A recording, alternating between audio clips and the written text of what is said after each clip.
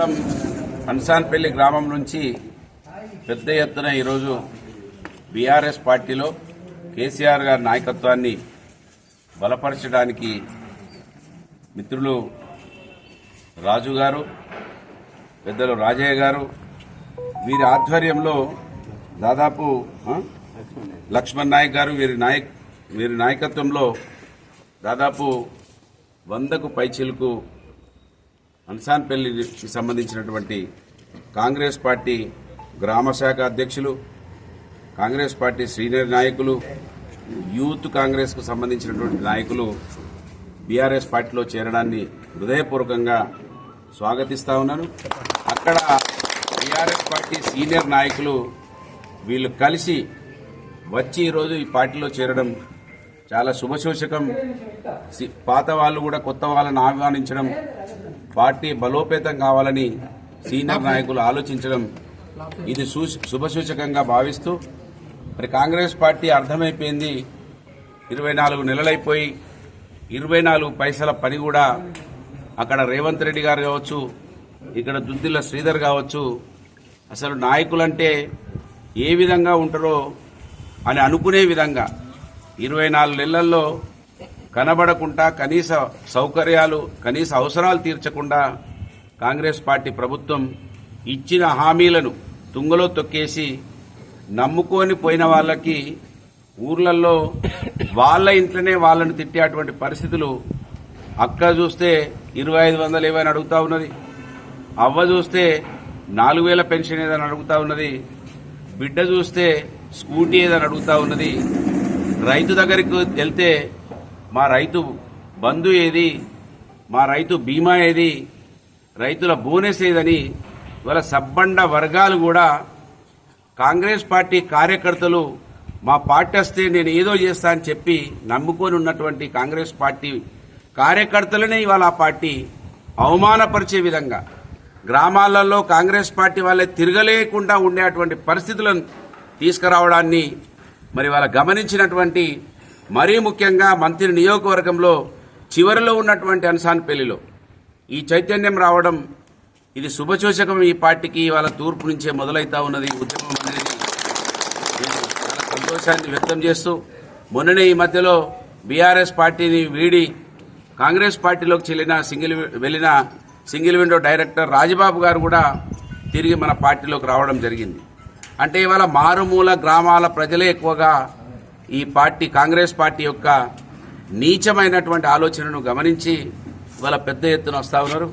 ఖచ్చితంగా ఇవాళ యావత్ సమాజానికి అర్థమైపోయింది, కేసీఆర్ గారు అప్పు చేసైనా పప్పు కూడు పెట్టిండు, వీళ్ళు అప్పులు మాత్రం చేస్తున్నారు, ఢిల్లీకి మూటలు పంపుతున్నారు తప్ప ఈ రాష్ట్రంలో ఉన్న ప్రజలకు ఏమాత్రం పనులు చేస్తలేరు అనేది ఇవాళ అర్థం చేసుకున్నటువంటి ప్రతి ఒక్కరు కూడా గ్రామాలలో మళ్లీ పాత వాతావరణం రావాలంటే, గ్రామాలలో మంచి అభివృద్ధి కనబడాలంటే ఊరు పార్టీ మన బీఆర్ఎస్ పార్టీ, తెలంగాణ రాష్ట్ర పార్టీ బీఆర్ఎస్ పార్టీ తెలంగాణ ఉద్యమాన్ని నడిపించి ఆ ఉద్యమం ద్వారా తెలంగాణ రాష్ట్రాన్ని సాధించుకొని రాష్ట్రాన్ని 10 సంవత్సరాల పాటు అగ్రస్థానంలో నిలిపినటువంటి నాయకుడు కేసీఆర్ గారు.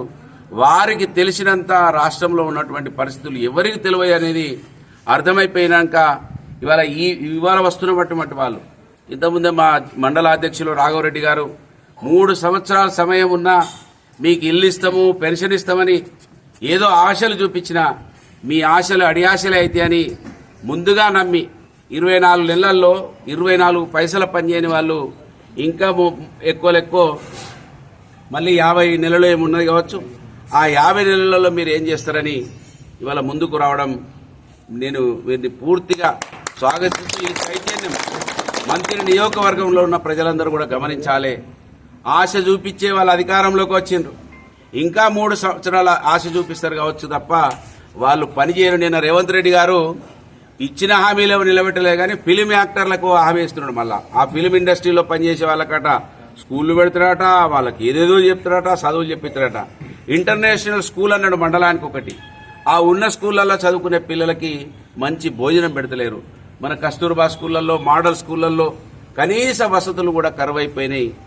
అవ్వ అన్నం పెట్టది అడక్క తినని తన్నంగా అవ్వకేమో గాజులు చేయనోడట పినతండ్రికేమో చేస్తున్నట్టుగా వీళ్ళ పరిస్థితులు కనబడతా ఉన్నాయి కనుక ఇవాళ అనసాన్పల్లి గ్రామం నుంచి కాంగ్రెస్ పార్టీ వాళ్ళు ఈ నియోజకవర్గానికి వెలుగులు తీసుకురావడానికి కేసీఆర్ గారు ఎట్లయితే తెలంగాణ బిడ్డనో నేను ఈ మట్టి బిడ్డను, ఎవరికి ఇష్టం ఉన్నా ఇష్టం లేకపోయినా ఇక్కడ ఎక్కువ శాతంలో ఉన్నటువంటి 80% పైబడి ఉన్న బీసీలు, ఎస్సీలు, ఎస్టీలలో వాళ్లకు కూడా చైతన్యం వచ్చే వరకు, వాళ్ళ ఆకలి తీరే వరకు, వాళ్ళు కూడా ప్రతి ఇంట్లో నుంచి నేను కూడా ఎమ్మెల్యే కావాలనే స్థాయికి వచ్చే వరకు మీ బిడ్డగా పుట్టమది విస్మరించకుండా పోరాటం చేస్తారని గమనించి ఇవాళ మీరందరూ కూడా వస్తున్నటువంటి పరిస్థితిని మాకు ఇంకా నమ్మకాన్ని ఇస్తా ఉన్నది, మాకు ఇంకా ధైర్యాన్ని ఇస్తా ఉన్నది.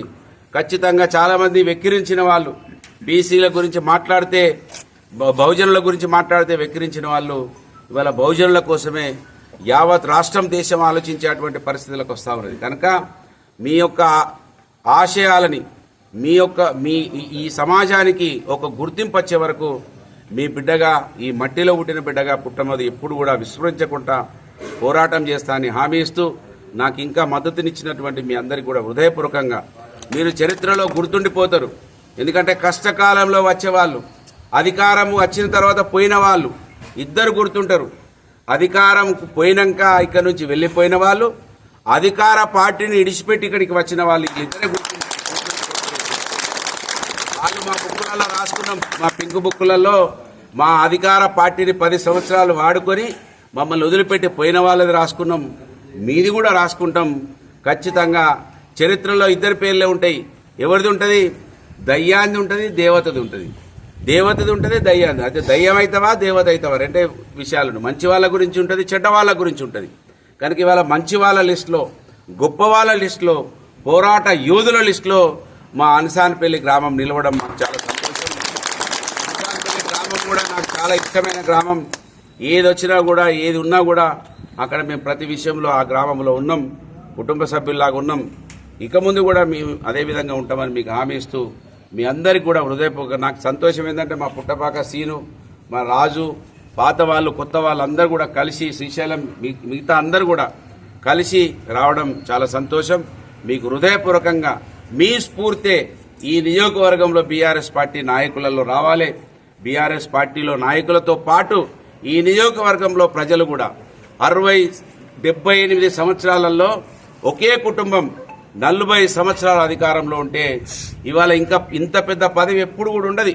ఇవాళ మంత్రి అంటే మామూలు మంత్రి కాదు, ఇప్పటికే 1000 మందికి ఉద్యోగాలు ఇవ్వాల్సినటువంటి పదవులు ఉండి ఇవాళ మన మంత్రి ఎమ్మెల్యే వాళ్ళ తమ్మునికి ఉద్యోగం ఇప్పించిండు. వాళ్ళ తమ్మునికి 4 ఆఫీసులు హైదరాబాద్లో పెట్టి సంపాదించిపిస్తున్నాడు తప్ప ఈ నియోజకవర్గంలో కనీసం కాటార మండలంలో, కనీసం ధన్వాడ గ్రామంలో 4 కూడా ఇప్పటి వరకు ఉద్యోగాలు పెట్టలేదు. మరి ఇంకెప్పుడు వీళ్ళకి ఇంత పెద్ద పదవులు వచ్చినా కూడా ఈ నియోజకవర్గంలో అభివృద్ధి నోసుకోవడం లేదు. 4 కుటుంబాలన్నా బాగు చేసిరంటే 4 కుటుంబాలకు బాగు చేయలేదు. సొంత గ్రామం ధన్వాడలో కూడా ఇప్పటికి ఒక ఇల్లు కూడా స్టార్ట్ కాలేదు. ఈ ఇందిరమ్మ ఇల్లు వాళ్ళ ధన్వాడ గ్రామంలో ఒక్క ఇల్లు కూడా మొదలు కాలేదు. 2ో 3ో ఇల్లు మొదలైతే అవి మధ్యలో బేస్మెంట్ల వరకు ఆగిపోయినాయి. అంటే వీళ్ళు ఇల్లు కట్టుకుంటారు, వీళ్ళు బాగుంటారు, వీళ్ళు సంపాదించుకుంటారు, కానీ మన ఓట్లు వేయించుకొని మన గురించి మాత్రం ఆలోచిస్తలేరు అనేది ఇవాళ మీరు అనసాన్పల్లి గ్రామ ప్రజలు గమనించారు. మీకు హృదయపూర్వకంగా ధన్యవాదాలు. మీ అందరికీ కూడా స్వాగతం తెలియజేస్తూ